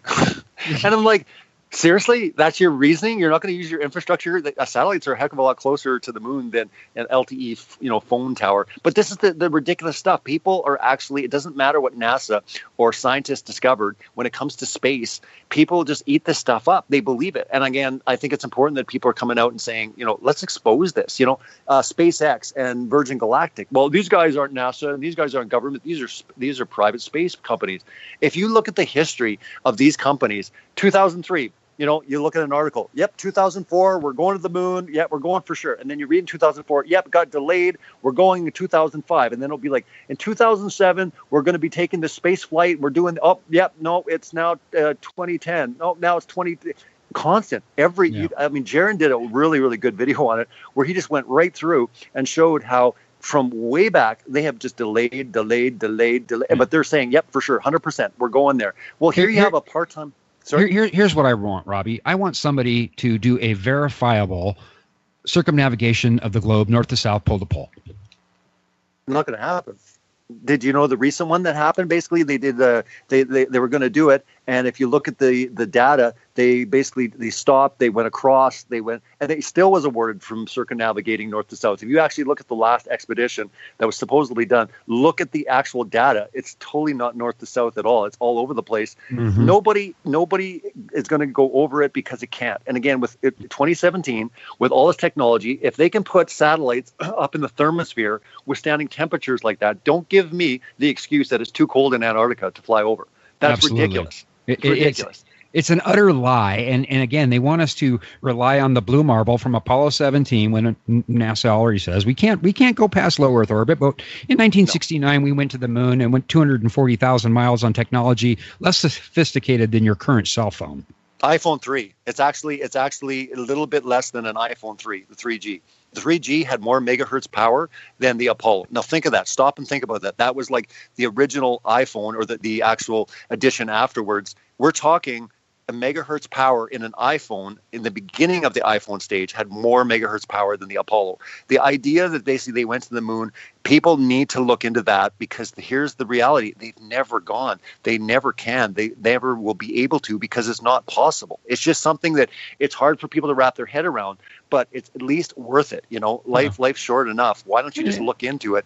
Because there's a mountain of evidence. I talked about this before one of the breaks. As I said, what you were battling with is you had a couple questions, but the mountain of evidence that's piling up for you, Sean, is becoming so big that even if you have a couple little questions, how do you go back on this mountain of evidence? Even if you don't get those questions answered, somebody asked me one time, they said, what would it take for you, to go back to believing in the globe? And I'm like, it's just an impossibility. It's like me going back to believing in evolution.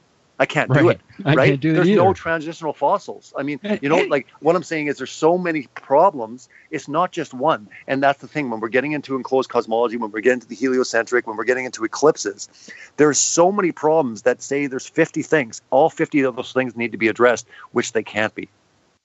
Yeah, absolutely. And you know what I find, I really find it blows me away is what NASA does. Do you realize NASA gets $52 million a day of our tax dollars? And we have these bloopers where they're showing people in space, and you can actually see in their visors and their helmets. You can see a camera operator who is not dressed in an astronaut suit. You would think with $52 million a day, they would, they'd have a little bit better propaganda machine. Everybody stay tuned. We're going to be right back. We're going to talk about the Southern Cross and the North Star Polaris. Everybody stay tuned.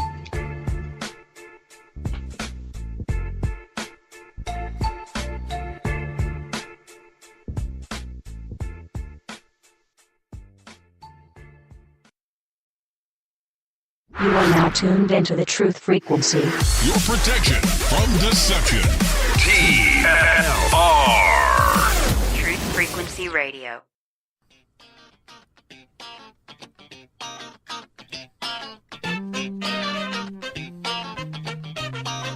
I'll bust it one time. Truth and liberty. Fighting the new world order and the tyranny. The Awakening Liberty Show with Sean Caron.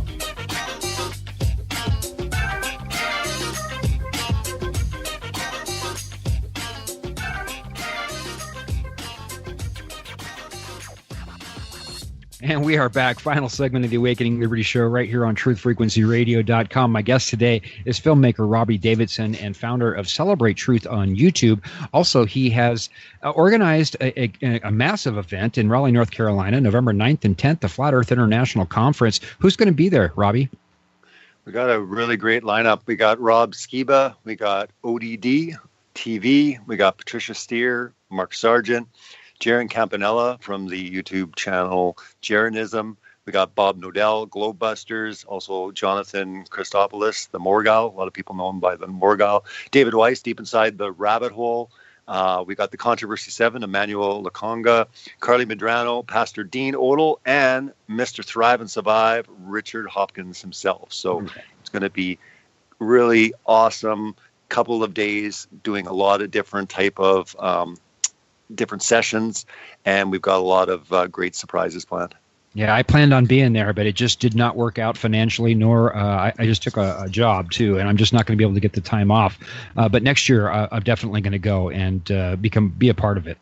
Well, and that's the thing. And what's amazing too about the Flat Earth International Conference, and I tell people this all the time, is the world is looking at this. We have people like media coming in from Australia. The Sydney Herald is coming in. We've got media from Germany, India. There's a true international press coming in. There's 2 documentaries that are going to be shooting actually at the conference. I've been having the opportunity to talk to quite a few different reporters. They sincerely are intrigued because they're at a point now where, they've done articles or they've seen different, things, but they're looking at kind of this community. And they're trying to figure out, what is it? Because it's not just a religious thing, because there's lots of people that, aren't religious or don't believe in the Bible that are into flat earth. It's not just conspiratorial, because you have, scientific minded, like I was talking before. So they're at a point now where they really want to, start interviewing people, get to the bottom of this. And what's great about it is, again, we have now this platform to, get the message out, get people questioning things. And I tell people all the time, it doesn't matter whether it's a negative article or a positive article. If 100 people laugh at us, but one person says, wait a minute, I'm going to look into that a bit further. It's all about one person at a time. And again, that's exactly what we're looking at when it comes to, the conference. There's a massive billboard that's going up right by the conference. It's going up a month prior to the conference. It's I think it's going down Monday after the conference. And there's a huge event going to be taking place there to kick off the conference.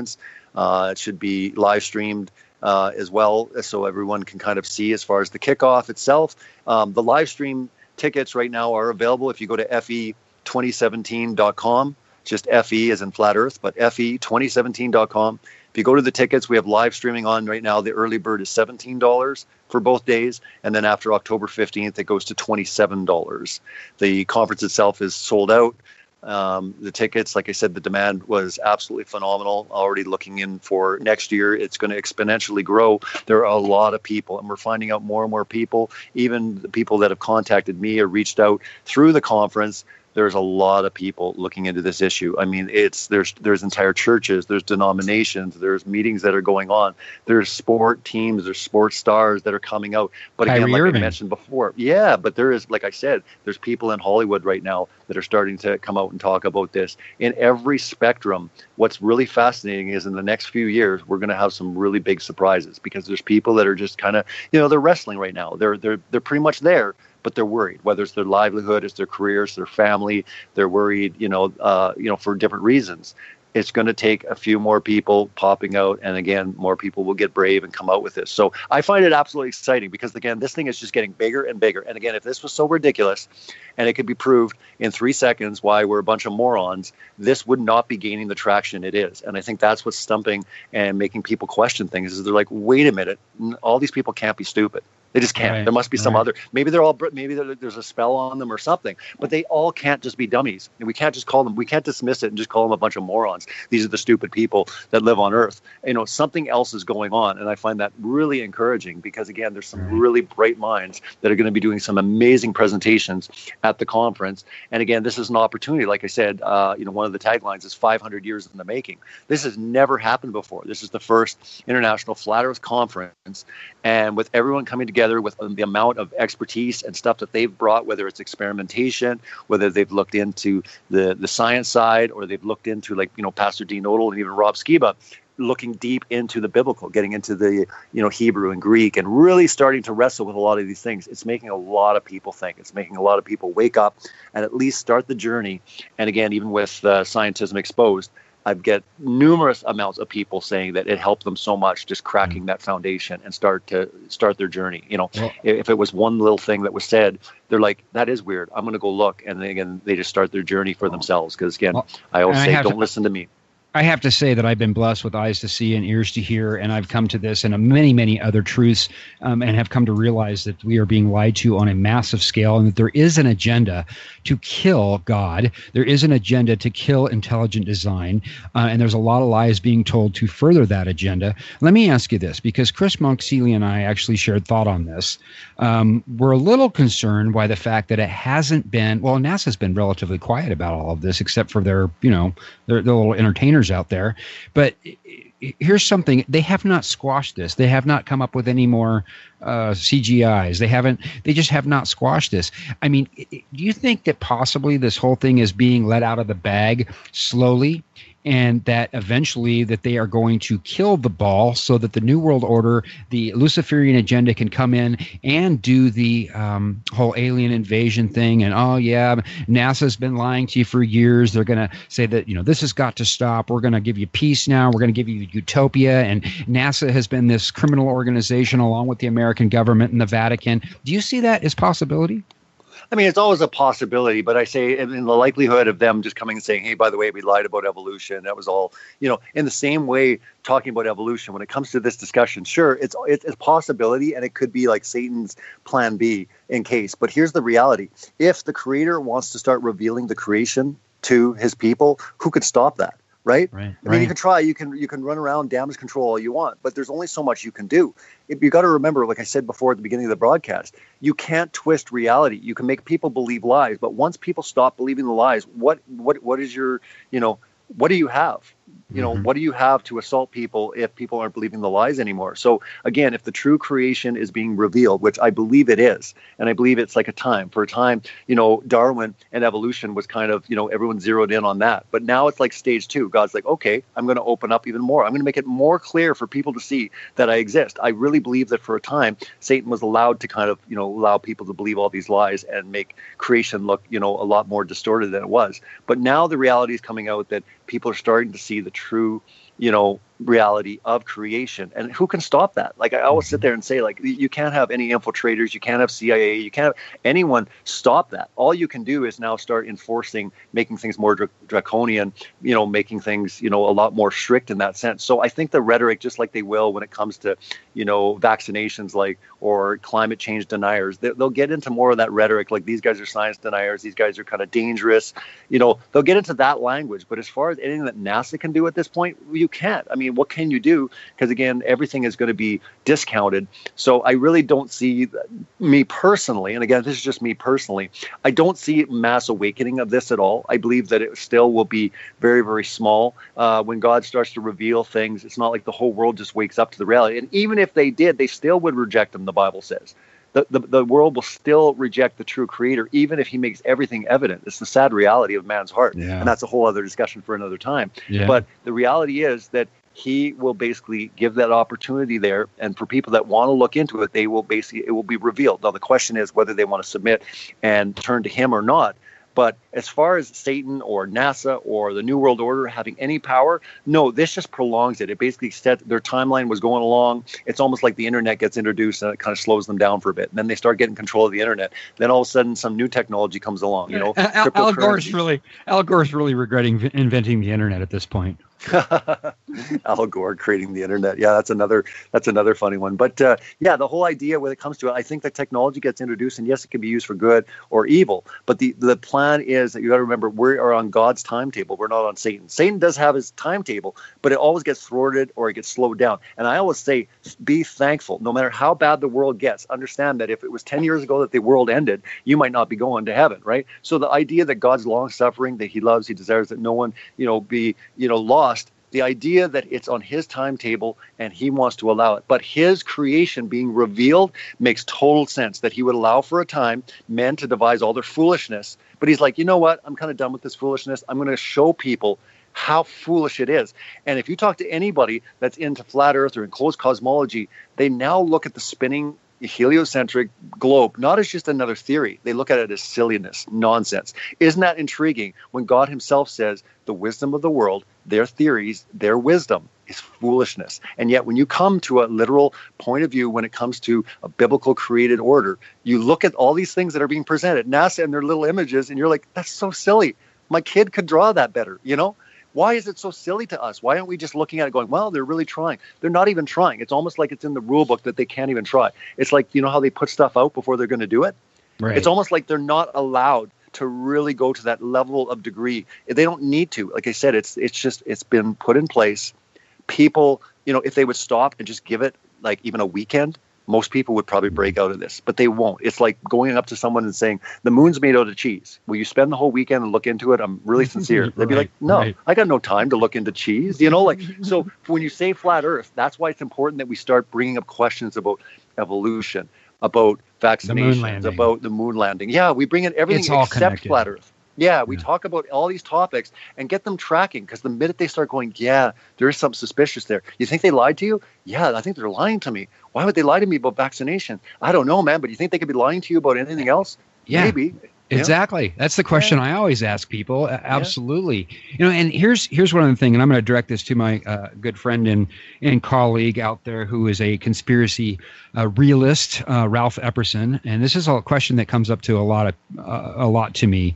People talking about Polaris and the Southern Cross, and the fact that people in Australia can't see the North Star, yet people that can see the North Star can't see the Southern Cross. And they say, well, on a flat Earth, that wouldn't be the case. You'd be able to see everything. And I struggled with this for a while until I wrapped my head around the fact that these heavenly luminaries that are within the firmament are not 42 million light years away. They are far closer than we're being told. And once you wrap your head around that and you understand perspective, is that the explanation? Yeah, and so many times we're actually trying to figure out these questions based on the heliocentric construct or based on the mileage away. If you start bringing these things in closer and smaller than what we've been taught, it actually starts working on both models. Like, it's not something. And again, when it comes down to the Southern Cross, I mean, understand, as a circumpolar cluster of stars, it's a matter of absolute certainty. It would never be visible to navigators upon or south of the equator, right? But again, you're looking at it, and there's people obviously all over that have done experimentations at like 16th latitude south, strongly inclined, showing that the rising of the east and sharing in the general sweep of the stars from east to west, in common with the whole firmament of stars moving around the pole star of the northern region, right? So again, you're talking about the firmament, you're talking about these things being attached, and this is getting into the Bible, talking about how these things are attached, they're moving.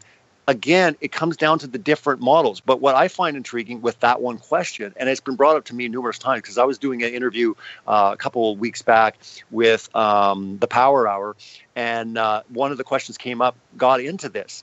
And really, someone pointed out, understand that the motion of the celestial bodies in the sky have no bearing on the terrain that we're standing on, right? So yes, it can be a question, but it does not discount the shape of what we're on. It has absolutely zero to do with it. And that was the most intriguing thing with me, because I was always thinking, okay, my model's in jeopardy if I can't figure this out. It has nothing to do with it. That's a whole other question, but it has no bearing on basically the terrain or land that we're standing on, right? So again, that's something that, like I said, was just brought up to me recently. I was very thankful for that, because again, for a while, I was looking at this as well. But again, when you start bringing the stars in closer, smaller, and I mean, Jesus himself says that all the stars are going to fall to the earth. And again, most Christians that are reading the Bible, it's one thing if you want to take this allegory of poetry, but you're not going to start taking what Jesus says, especially in Matthew 24, when he starts talking about things that are going to be occurring. And he talks about people running to and fro and in caves and stuff. That's kind of literal. So then what is all the stars are going to fall? These things are a lot smaller. We've been taught that they're massive balls of fire, like our sun and stuff. All this stuff is lies. But again, here's the intriguing part, Sean, when it comes into the stars thing. And I talked about this at the conference when I was there with Rob Skiba. I find it intriguing that my very first video, if you go to my very first video in 2015, I think it was August, I came out and I did the thing on the stars. But I keep coming back to the stars because, again, what are we taught? All the stars are suns. It now gets into the helio, it gets into sun. All the focus has been on the sun. You got Rome and you got Greece and you got Egypt with Ra. The sun, sun, sun. Like it says in Ecclesiastes, nothing new happens under the sun. Could it be that everything has always existed and now we're in this technological, esteemed way of basically sun worship? Everything is revering around the sun. The sun is the focal point. The sun is the thing that doesn't move. It's stationary, fixed. It's the thing that everything revolves around. Well, no, the Bible is very clear. It talks about that everything revolves around the earth. The earth is the pinnacle, And I tell people, I said this in the conference, I said one of the biggest deceptions that has ever been laid to mankind is the idea that the earth is a planet. Look up what a planet is, right? And when you start looking into these things, the earth is not a planet. People say, well, everything I see in the sky, is round, so why aren't we round? And people kind of laugh it off and they say, well, that's kind of silly. Does a pool table have to be spherical if all the balls are spherical? But understand that when you start getting into the idea that the earth is a planet, where kids are taught this whole idea, forget the shape, forget anything, just the word itself, because everything else up there that we're taught are planets. Well, they've always been considered the wandering stars. So when you start getting into what it's all about, this is the dangerous part. And again, Satan has been leveling it in when it comes to even the terminology, even the words itself. That's why people have such a hard time. They look up, they say, well, everything else is round. We have to be round. Earth was created unique and different and special. It is nothing like we see in the sky. Yeah, absolutely. You know, one of the things that cracks me up all the time is I see this little meme that gets passed around on Facebook that says, if the earth was flat, cats would have knocked everything off the edge by now. I mean, just ludicrous. No idea of the model, no understanding of the model. However, the other day I saw a great meme reply with a dog sitting there with a ball in its mouth that looked like the globe and said, if the earth was a globe, the dogs would have chewed it up by now. Yeah, I did see that. Yeah, I saw that as well. That just killed me. I mean, absolutely. So you know, well, I guess I want to talk a little bit more about perspective, because here's something that always comes to mind, and I point this out to people who are still looking at me like I'm a nut about perspective, is the fact that this geoengineering that seems to be going on really, really demonstrates perspective to a huge degree, because obviously this plane's flying at you and you see this long tail across the deal and everybody thinks it's just going down, when in fact that plane never changed altitude. However, that perspective matrix is there. It disappears in the horizon, and we see this all the time. We're getting hammered today, that it appears that it rises, that it actually goes up, when in fact it doesn't. I mean, that plane may have been flying at 30,000 feet for, 40, 50 miles, but it does appear that it's going up and down, when in fact it never changed altitude. Yeah, and in planes, I mean, I was on quite a few planes here in the last few weeks traveling around for my next documentary. And again, the one thing is you stay at your altitude the entire time. There is no dipping of noses. There is no, and again, when you're getting into the curvature rates, this would have to occur. I mean, based on gyroscopes. And again, all of this stuff that's being done, whether it's experimentation, it's coming into all these different fields, like you talked about engineers, but again, even pilots are coming forward and saying, yeah, our equipment or whatever isn't showing any deviation, off our altitude. And yet, but again, people will come along and say, well, it's gravity. Well, explain to me 100% exactly what's going on, or replicate it, try to replicate it, show me as an experiment. Nobody can. So understand all these gravity things that are all presented. Nothing can be done through the scientific, experimentation. You cannot run this through the empirical method at all whatsoever. So I think a lot of people, as zetetic, scientists, they would say, in getting into all of this investigation, they're applying that method, and they're saying this is truly what science was all about. It was hijacked a long time ago. Anybody of significance, just like the world, we can talk about the puppets in the government. We can talk about the puppets that are all in place, to do, Satan's bidding. But again, in scientism, all throughout the ages, these guys were handpicked and chosen to be. You brought up the Tesla quote. You brought up Tesla at the, I think it was in the first segment of the broadcast. And again, why was Tesla not recognized? He wasn't chosen, It was like he had amazing things. I mean, he definitely should have been the one that was recognized, and he wasn't. Do you think that was coincidence? Absolutely not. He was suppressed. Exactly. So the whole thing is, it doesn't matter whether it's the Oprah Winfreys of this world or whether it's the great scientific minds. You have to start looking into them. And when you see time and time again, right back to Pythagoras that stole all his stuff from Babylon, I mean, where do you think he got it from, right? He got it from the mystery schools and stuff. So, these guys are put on pedestals and saying, oh, Pythagoras is amazing. We do the Pythagorean theorem. He stole it from Egypt. I mean, so what I'm saying is this stuff has been going on forever, and these guys are handpicked to be the men of the great men of science, just like Copernicus, just like Darwin. These guys all have ties. This has all been put in place, and Satan is very patient. He's multi-generational type in his construct. So he doesn't look at like, oh, my timeline, I got to deal with everything in this generation. I will deal with this in the 50th generation, but we'll start here. We will work here. And if you start going back and start looking into the past and seeing, how far back does this go? It goes back very far. And all the way to the Tower of Babel. I think it goes all the way back to the garden. Yeah, it doesn't take very long. I mean, you brought up the whole stars thing, but if you start looking into the pyramids, and that's a whole other discussion as well, but you can clearly see that these things are lined up exactly right into, the stars that are in place right now. Yet we're told, no, they move. It's just thousands of years. You don't see the movement. It's over thousands of years. Well, we got a big problem because they're lined up perfectly, with the pyramids. Now, exactly to this day, the stars are completely, they do their orbit, they move. But like I said, Polaris, the North Star, even though we're told, no, it's moved all over the place throughout the, millions of years. The reality is it's never moved. It's always been in place. And yet we're hurtling through space at these, just extraordinary numbers. It doesn't make any sense to me as you start to look at it. I want to throw something out there at you because I have a friend of mine who he doesn't argue globe or ball anymore. He actually believes we live on a flat plane, but he believes we are actually in a cell structure. Now, I spent some time studying biology, and I actually spent some time studying particle physics. And I had this weird dream the other night where the Earth is actually this type of cell structure enclosed by a plasma membrane of some sort that we see in biology, and that obviously could be meaning the firmament. But this dream got really strange because I started thinking in my dream that I was some sort of subatomic particle, and that all humankind were subatomic particles, and that it was really bizarre, Robbie. I couldn't believe how when I woke up, I'm like, it reminded me of I think it was Animal House, where he's sitting there talking to Donald Sutherland. And he says, we could be one atom in the giant of some giant being, in the fingernail of some giant being. Mm-hmm. And it really freaked me out. And I woke up and I'm going, what, are we all Higgs and Bose particles within this atom of life?